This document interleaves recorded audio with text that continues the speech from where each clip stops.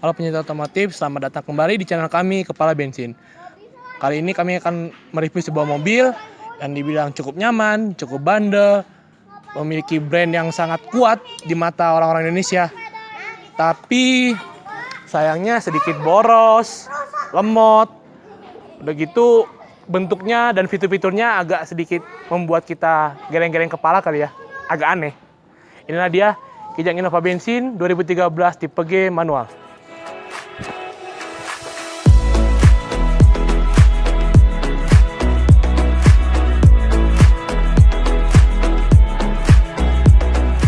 Nah, sekarang kita akan membahas Kijang Innova ini. Nah, Kijang Innova ini kiprah di Indonesia itu dimulai dari tahun 2004. Nah, pada saat tahun 2004 ini dipercayakan Toyota untuk mengganti kekosongan di segmen Kijang kapsul yang setelah dulunya itu diisi beberapa tahun ya, ada sukses besar di masyarakat Indonesia. Cuma kalau kami sih kurang setuju akan hal ini. Kami lebih setuju itu ketika Kijang kapsul digantikan oleh Toyota Avanza. Kalau ini sih kami bilang lebih ke arah mengisi posisi di mana ya mobil-mobil untuk orang kaya baru lah ya, karena emang dia nyaman. Nah, untuk fase depannya lah kita mulai dari sekarang ya. Nah, ini tuh merupakan generasi facelift yang kedua, atau bisa kita bilang generasi ketiga lah di jajaran Kijang Innova sebelum yang Reborn. Biasanya sih dinamain oleh orang-orang GNKI, dengan sebutan GNKI yang berarti Grand New Kijang Innova. Kita lihat dulu, yang pertama kacanya, ya ini sudah dapat kaca film hitam dari 3M. Satu yang saya suka dari sini, ini adalah cover dari penghubung antara kap dengan si kaca ini. Kita lihat dia mengikuti alur dari si wipernya. Di sini ada wiper washer. Ini untuk kap sih modelnya tidak ada berubah ya dari generasi pertamanya tahun 2004-an. Terus kalau untuk fascia yang di sebelah sini, kita jujur aja lebih suka di generasi yang ini. Karena apa? Grillnya itu tidak terlalu lebay ya. Ya cukuplah segini. Dengan chrome untuk menegaskan ini mobil agak mewah pada zamannya. Yang ada berlebihan lah, bukan yang kayak gigi tonggos gitu, tapi dia mengesankan kayak ini mobil tuh sporty tapi lucu gitu.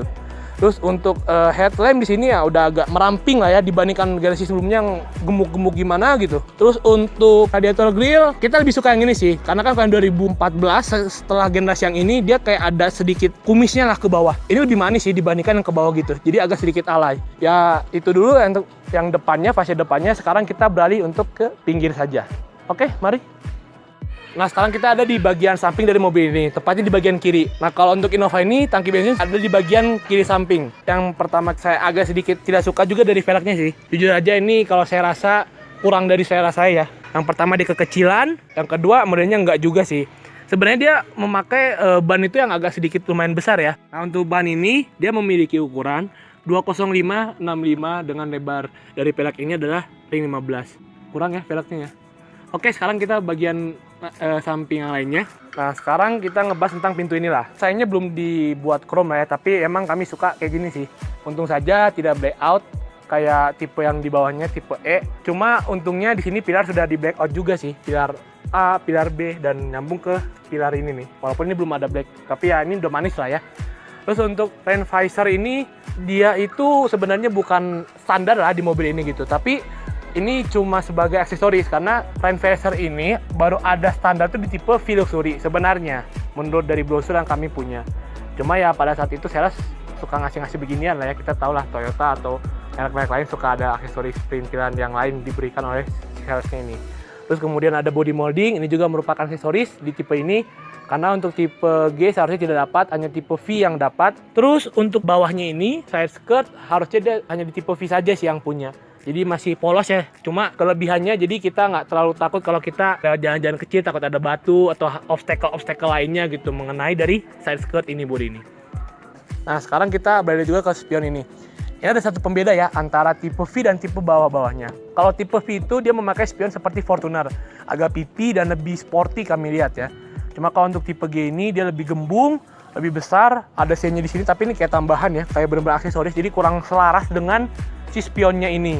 Ya sekian sih dari samping ini. Oh ya, hampir lupa. Tetap pilar ini tebel. Ini kaca di sini itu untuk membantu dari visibilitas driver. Jadi driver itu nggak terlalu banyak blind spotnya. Walaupun emang sebenarnya kadang-kadang tidak berguna sih ini. Tapi ini sebuah inovasi lah. Kita acungin jempol buat Toyota. Oke, next kita beralih lagi ke bagian lainnya. Nah, sekarang kita ada di bagian belakang dari Kijang Innova ini.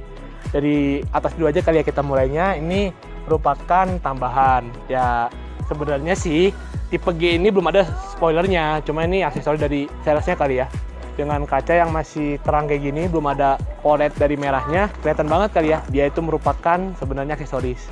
Terus untuk kaca udah hitam, cuma sayangnya di tipe G ini kami sayangkan banget ya, belum ada rear defogger. Jujur aja, rear defogger ini cukup membantu lah ketika berkendara saat hujan, menghilangkan embun-embun yang ada di kaca. Jadi ya harusnya Toyota lebih memperhatikan lagi dah fitur-fitur sunatan itu sebenarnya berguna apa enggak. Sini ada wiper, udah gitu sini ada biasalah chrome biar mewah. Nah, untuk tipe yang G biasa ini dia masih berkelin seperti ini. Sama seperti tipe V juga sih sebenarnya. Cuma kalau untuk beda dengan tipe luxury dia kayak ada penambahan add-on di sini nih. Namanya itu rear recessed ornament gitu. Cuma kami lebih suka yang begini. Dia lebih elegan, lebih lucu, lebih keren, lebih sporty dibandingkan yang terlalu lebay gitulah. Sini ada emblem 2000G penandanya ya seperti biasa ini tempat plat, dan di sini ada parking sensor. Nah, ini sudah ada di tipe G, sudah standar. Cuma untuk tipe E dan tipe J belum ada. Terus ini adalah pelindung bumper dari belakang. Ini sebenarnya sampai tipe V atau tipe V luxury pun tidak ada. Ini hanya sebagai aksesoris yang diberikan oleh sales pada saat membeli. Segitu aja sih. Oke, kita lanjut ke bagian dalamnya dari mobil ini. Oke, sekarang untuk mengawali ke bagian interiornya kita buka bagasi terlebih dahulu aja kali ya, biar lebih sejalan. Buka bagasinya masih manual. Jujur aja ini bagasinya lumayan besar. Lihat kontainernya ini aja bisa masuk. Coba kami duduk aja kali ya, biar lebih enak. Masih muat sih. Untuk bersantai kayaknya masih bisa kalau piknik gitu ya. Cuma ada satu nih kelemahan dari Kijang Innova yang dikeluhkan oleh penggunanya. Mekanisme pelipatan baris ketiganya. Yang pertama dia susah, yang kedua pada saat dilipat dia menimbulkan suara agak sedikit jerky lah ya, suara nggak enak lah gitu. Pada saat kalau mobil itu melewati seperti jalan-jalan yang bergelombang, jalan-jalan rusak gitu. Tapi ya di sini kita akan mempraktekkan gimana caranya membuka si baris ketiga ini. Yang pertama tuh di sini kita tekan dulu. Nah, oke, dia akan turun sendirinya. Baru kita tarik tuas sini nih. Tarik tuas di sini. Oke, cukup berat. Baru kita bikin cantolannya ini nih ke handle yang di sini nih. Jadi jujur aja buat Toyota mungkin di generasi selanjutnya lagi, mudah-mudahan mekanisme seperti ini tidak dipertahankan. Nah, Kijang Innova ini memakai mesin bensin dengan kapasitas 2000 cc, lebih tepatnya sih 1998 cc dengan kode mesin 1 TRFE. Mesin ini sih legendaris banget ya. Kita hampir semua tahu lah soal TRFE ini. Ya tenaganya sih nggak terlalu wah lah ya untuk di kelasnya. Dengan 136 horsepower maksimumnya, dan untuk torsinya hanya 186 Nm. Ya untuk menghela bodi seberat ini sih kami rasa kurang banget ya, makanya kenapa di Indonesia ini lebih terkenal untuk tipe dieselnya karena emang torsinya yang gede walaupun horsepowernya kecil. Cuma untungnya tipe diesel di Kijang Innova ini ya banyak orang yang tahu lah ya, bisa di remap, bisa di otak-atik sesuai kemampuan kita dan keinginan kita. Nah, untuk di bagian mesin ini ya kita nggak ada yang perlu kita omongin ya. Paling cuma satu aja sih yang saya tidak suka dari Toyota pada zaman waktu itu. Kenapa tipe yang tengah-tengah pun tidak diberikan ABS? Ini belum ada modul ABS sama sekali. Jujur aja ini merupakan salah satu fitur keselamatan yang utama ya, ABS. Sebenarnya saya lebih setuju mobil itu ada ABS dibandingkan airbag. Karena ABS itu lebih dapat mencegah kita dari kecelakaan dibandingkan airbag. Ya, ini radiator salah satu kelemahannya di sini nih untuk Innova. Nah, untuk tahu kelemahannya nanti disaksikan di part keduanya ya, pada saat kami menjalankan test drive dan nanti kami akan beberkan video semua. Oke, sekarang kita tutup dan kita akan berlanjut ke bagian lainnya. Nah, kita sekarang udah di baris ketiga dari mobil ini.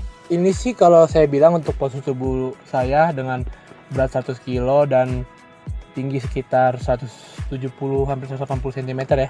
Sempit sih, jujur aja sempit banget malah. Tapi masih lebih nyaman dibandingkan LMPV yang zaman sekarang lah ya.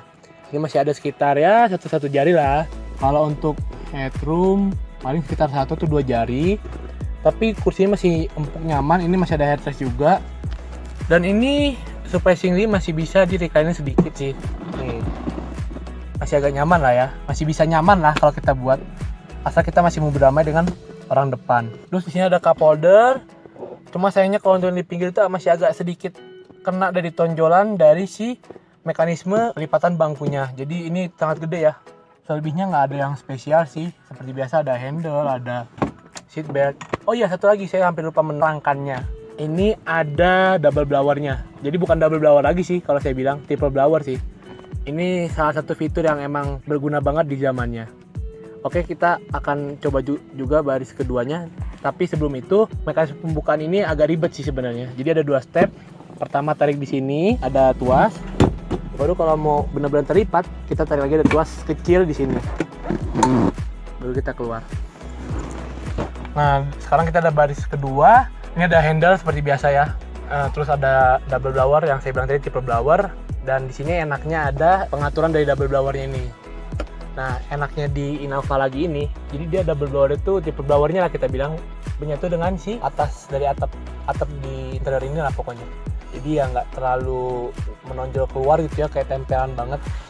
Terus untuk door trim biasa lah ya, krem. Terus ini ada abu-abu. Terus ini ada bludu lah, walaupun kita bilang bukan bludu sih, kain sih sebenarnya ini. Tapi ini gampang rusak kalau sudah berumur. Door handle seperti biasa untuk power window-nya ya. Cuma enaknya di sini sudah bisa memangkukan tangan di sini ya, nggak kayak Innova Reborn agak sedikit melenceng lah gitu. Tapi kalau untuk legaannya ini top banget dibandingkan penerusnya Innova Reborn. Jadi headroomnya masih ada sekitar 4 jari. Terus untuk kakinya itu masih ada sekitar 4 jari juga. Paling ini belum mentok ke belakang nih, ini masih agak tengah-tengah. Walaupun saya majuin juga masih agak sedikit lumayan sih. Dan ini kalau dimudiin ke belakang jauh banget. Terus ini ada seatbelt pocket 2 di penumpang sama di driver. Terus ada tonjolan yang nggak terlalu gede-gede banget lah ya. Nah, ini emang menguntungkan bagi akomodasi di baris kedua ini. Mungkin saya coba aja kali ya. Oke, masih nyaman sih, masih capable lah untuk mengangkut orang sebesar saya dalam keadaan perjalanan jauh. Selebihnya nggak ada apa-apa lagi sih di sini. Udah itu aja. Ayo kita ke depannya aja kali ya, ke kokpit bagian baris pertama biar kita tahu seluk-beluk dari mobil ini. Nah, sekarang kita ada di baris pertama dari si Kijang Innova ini. Bisa dibilang sih di sini tempat pengemudian penumpang depan. Untuk desain dashboard dia udah lebar banget ya, bener-bener gede banget, tebel lagi kan. Jadi bisa nyimpan apa-apa. Di sini juga glove box ada 2 layer. Ini bener-bener praktis banget sih.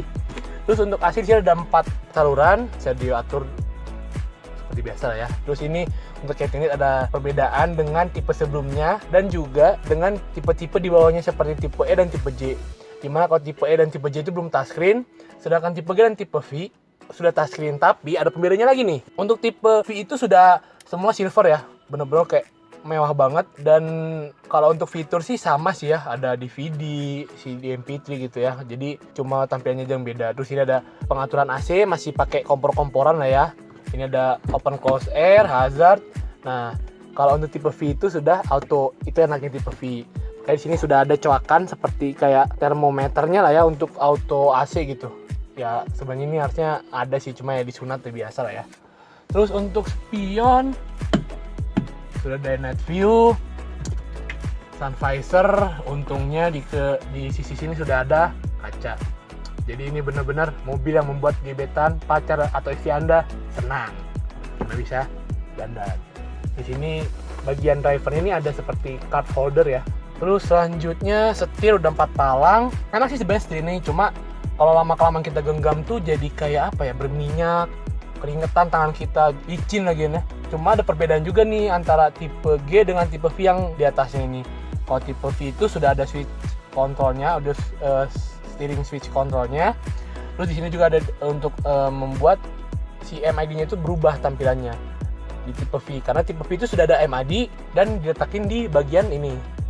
Walaupun di tipe G hanya baru jam biasa lah ya. Terus di sini tuh ada ya, kita bisa bilang 2 glove box gini, lumayan gede sih. Ini ada rem tangan, persneling. Nah, sini juga ada tombol-tombol dummy. Ini biasanya untuk 12 volt power outlet lah ya kalau di tipe V. Cuman di sini nggak ada, belum standar. Ini dummy, ini rear parking sensor switchnya, dan ini bisa digunakan ya seperti ini jadi tempat casan, walaupun ini sebenarnya soket lighternya gitu. Kemudian di sini ada glove box yang benar-benar gede banget gitu ya. Tuh, ini gede banget. Tapi ya udah kemakan usia lah ya. Jadi agak sedikit gores-kegores. Terus untuk di drivernya sih enaknya nih, untuk Innova ini sudah ada seat head adjuster sama kayak Kijang yang kemarin kita review ya. Jadi benar-benar enak banget. Udah bisa reclining, sliding bisa. Terus untuk steering juga udah bisa tilt. Nah udah gitu Seat beltnya sudah ada head adjuster ya, jadi bener-bener bisa kita atur lah semau kita. Terus itu aja sih ya, apalagi ya, itu aja sih, nggak ada yang lain. Satu lagi, di Kijang inilah terakhir Toyota itu memperbolehkan kita merokok di mobil. Karena apa? Ada asbak. Oke, segitu aja dulu ya. Nanti kita lanjut ke bagian part test drive-nya. Oke, jangan lupa di like, komen, subscribe juga, dan jangan lupa nyalakan notifikasinya biar Anda tahu kapan kami mengupload dan bisa mendukung kami terus untuk membuat konten yang lebih baru-baru lagi. Oke, see you in next video.